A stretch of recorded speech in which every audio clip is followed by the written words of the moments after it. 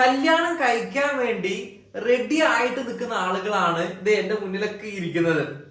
ഓരോരുത്തരുടെ മുഖത്ത് നോക്കിക്കഴിഞ്ഞാൽ തന്നെ അറിയാൻ പറ്റും നൂറാമത്തെ പെണ്ണാ സാറേ റെഡി ആവുന്നത്. അത്രയും അധികം കഷ്ടപ്പെട്ടിട്ടാണ് ഈ കല്യാണം നടക്കാൻ പോകുന്നത്. അപ്പൊ നിങ്ങളോട് എനിക്ക് ചോദിക്കാല്ലേ, ഏറ്റവും ആദ്യത്തെ ഒരു ചോദ്യം എന്ന് പറയുന്നത്, എന്താണ് കല്യാണം കഴിക്കാൻ ഏറ്റവും അത്യാവശ്യമുള്ളത്? അതല്ല, നമുക്കറിയാം പെണ്ണാണ് അത്യാവശ്യം എന്നല്ല നമുക്കറിയാം. അതല്ലാതെ നമ്മൾ കുറെ കാര്യങ്ങൾ ചെയ്യാറുണ്ട്, ശരിയല്ലേ? എന്തൊക്കെ വേണം? നമുക്ക് ആദ്യം മുതൽ തുടങ്ങുകയാണെന്നുണ്ടെങ്കിൽ ഒരു ഡ്രസ്സിങ് നമുക്ക് കൃത്യമായിട്ടില്ല, കോട്ട്, ഷൂസ്, അതുപോലെ തന്നെ പെൺകുട്ടികൾക്കാണെന്നുണ്ടെങ്കിൽ ലെഹങ്ക, അതുപോലെ തന്നെ നമുക്ക് ഓഡിറ്റോറിയം വേണം, സ്വർണ്ണാഭരണങ്ങൾ വേണം. അങ്ങനെ ഒട്ടനവധി നീണ്ടു നിൽക്കുന്ന ഒരു പ്രൊസീജിയർ ആണ് ഒരു കല്യാണം എന്ന് പറയുന്നത്. അപ്പൊ അതിനു വേണ്ടി തയ്യാറായിട്ട് നിൽക്കുന്ന നിങ്ങൾ എല്ലാവരോടും എനിക്ക് പറയാനുള്ള എന്താ അറിയോ, നമ്മൾ ചെയ്യുന്ന ഏറ്റവും വലിയൊരു മിസ്റ്റേക്ക് എന്ന് പറയുന്നത്, ചെയ്യേണ്ട ഒരു കാര്യം നമ്മൾ ചെയ്യുന്നില്ല. അതെന്താന്നല്ലേ?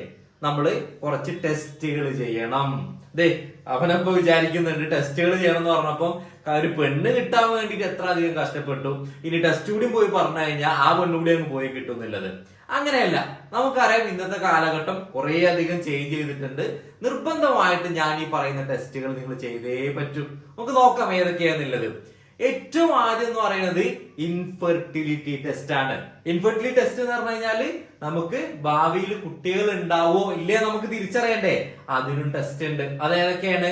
നമ്മുടെ സെമൻ, അതിൽ അടങ്ങിയിട്ടുള്ള ശുക്ലവും മറ്റു കാര്യങ്ങളൊക്കെ എനർജറ്റിക് ആണോ, അത് ഭയങ്കര ആക്റ്റീവ് ആണോ, ഇനി അതല്ല ഡൗൺ ആയിട്ടിരിക്കുന്ന ഒരാളാണോ, അങ്ങനെ അതിലൊക്കെ കുറെ പ്രശ്നം വരാം. അപ്പൊ നമ്മളൊരു സെമൻ അനാലിസിസ് നിർബന്ധമായിട്ടും ചെയ്യണം. സ്പേമിന്റെ കൗണ്ട് ഉണ്ടോ, എല്ലാ കാര്യങ്ങളും നമുക്ക് അതിലൂടെ അറിയാൻ പറ്റും. സ്ത്രീകൾ ശ്രദ്ധിക്കുന്നുണ്ടല്ലോ അല്ലെ, നിങ്ങൾ വേണത് ശ്രദ്ധിക്കാൻ വേണ്ടിയിട്ട്. ഇനി അതുപോലെ തന്നെ പുരുഷന്മാരിലാണെങ്കിൽ സ്ത്രീകളെ സംബന്ധിച്ചിടത്തോളം ഇത് കോമൺ ആയിട്ട് നമുക്ക് എന്ത് കാണുന്നുണ്ട്? PCOD കാണുന്നുണ്ട്, മറ്റു ബുദ്ധിമുട്ടുകളൊക്കെ കാണുന്നുണ്ട്. ചില സ്ത്രീകളൊക്കെ നമ്മൾ കണ്ടിട്ടുണ്ടാവും നന്നായിട്ട് മീശയും താടിയൊക്കെ ഉള്ളത്. ഇത് എന്തുകൊണ്ടാ? അത് PCOD എന്ന് പറയുന്ന രോഗം ഉണ്ടായതുകൊണ്ടാണ്. അപ്പൊ ഇങ്ങനത്തെ രോഗങ്ങളെ തിരിച്ചറിയാൻ വേണ്ടിയിട്ട് അണ്ടത്തെ കുറിച്ച് നമ്മൾ പഠിക്കണം. എല്ലാ മാസവും കൃത്യമായിട്ട് മെൻസസ് ആവുന്നുണ്ടോ, മെൻസസ് ആയി കഴിഞ്ഞാൽ തന്നെ അതിൽ അണ്ടം ഉണ്ടോ, ഈ രീതിയിലുള്ള കാര്യങ്ങളൊക്കെ നമുക്ക് പഠിക്കാം. ഒരു USG അബ്ഡോമൻ ആൻഡ് പെൽവിസ് എടുത്ത് നോക്കിയാൽ മതി, എല്ലാ കാര്യങ്ങളും വിശദമായിട്ട് നമുക്ക് അറിയാൻ പറ്റും. ഇനിയാണ് ഏറ്റവും പ്രശ്നക്കാരം. നമുക്കറിയാം ഇന്നത്തെ കാലം എന്ന് പറയുമ്പോൾ ഡേറ്റിങ്ങും ചീറ്റിങ്ങും ചാറ്റിങ്ങും ഒക്കെ നിറഞ്ഞിട്ടുള്ള കാലഘട്ടം. നിങ്ങൾക്ക് തന്നെ എക്സ്പീരിയൻസ് ഉണ്ടാവും പലർക്കും അല്ലെ. അപ്പൊ ഈ രീതിയിലുള്ള ആളുകളാവുമ്പോ പലതരത്തിലുള്ള അസുഖങ്ങൾ വരാം. എന്തൊക്കെ വരാം പറഞ്ഞേ?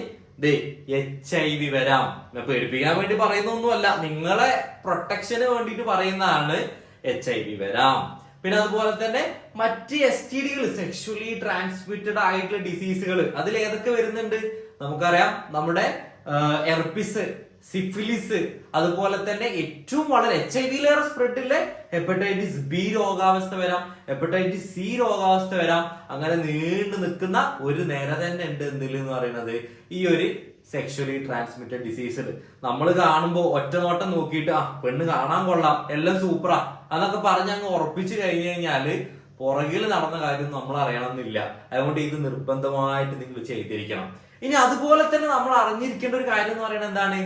ആ ഒരു കുടുംബത്തിലല്ല ഇപ്പൊ ഇങ്ങനെ ഓരോ അസുഖങ്ങൾ ഇങ്ങനെ പാരമ്പര്യമായിട്ടുണ്ടാവും, ജനറ്റിക്കലി ട്രാൻസ്ഫർ ചെയ്തിട്ടുള്ള അസുഖങ്ങൾ. അപ്പൊ നമ്മൾ കൂടുതൽ നമ്മുടെ കുട്ടികൾക്ക് ഭാവിയിൽ എന്ത് വരാം, ഈ അസുഖം വരാനുള്ള ചാൻസ് കൂടുതലാണ്. അപ്പൊ അവരുടെ ഫാമിലിയിൽ കൃത്യമായിട്ട് ക്യാൻസറിന്റെ ഒരു ഹിസ്റ്ററി ഉണ്ടോ, breast cancer, colon cancer, kidney സംബന്ധമായിട്ടുള്ള രോഗങ്ങള്, ഇന്നത്തെ ഏറ്റവും കോമൺ ആയിട്ടുള്ള പഞ്ചസാരയുടെ അസുഖം, നമ്മളെ ഇതല്ല ഫ്ലേട്ടിംഗ് അല്ല ഉദ്ദേശിച്ചത്, ഡയബറ്റിസ്, ഇതൊക്കെ നമുക്ക് എന്ത് ചെയ്യാൻ പറ്റും? ഈ ഒരു ടെസ്റ്റിലൂടെ കണ്ടെത്താം. അങ്ങനെ ജനറ്റിക്കലി ട്രാൻസ്ഫർ ചെയ്ത് വരുന്ന അസുഖങ്ങൾ ഉണ്ടോ എന്നുള്ളത് നമ്മൾ തിരിച്ചറിയേണ്ടതുണ്ട്. ഞാൻ ഈ പറഞ്ഞിട്ടില്ലേ 3 കാര്യങ്ങൾ നിങ്ങൾ എല്ലാവരും നിർബന്ധമായിട്ട് ശ്രദ്ധിച്ചിരിക്കണം. നമുക്കറിയാം, ഒന്നാമതായിട്ടുള്ള ഇൻഫെർട്ടിലിറ്റി ടെസ്റ്റ്, രണ്ടാമത്തത് സെക്ഷുവലി ട്രാൻസ്മിറ്റഡ് ഡിസീസ് ഉണ്ടോ എന്ന് തിരിച്ചറിയാൻ വേണ്ടിയിട്ടുള്ള ടെസ്റ്റ്, അതുപോലെ തന്നെ നമുക്ക് ജനറ്റിക് ആയിട്ട് അസുഖങ്ങൾ വരാനുണ്ടോ എന്നുള്ളത്. പെണ്ണൊക്കെ റെഡിയായി എല്ലാം സെറ്റായി കല്യാണത്തിനൊക്കെ റെഡി ആയിട്ടുള്ള ആളുകളോടാണ് ഞാൻ പറഞ്ഞു തരുന്നത്, ഇതുകൂടി നോക്കിയിട്ട് നിങ്ങൾ എന്ത് ചെയ്താൽ മതി, കാര്യങ്ങൾ ഉറപ്പിച്ചാൽ മതി എന്നുള്ളതാണ്.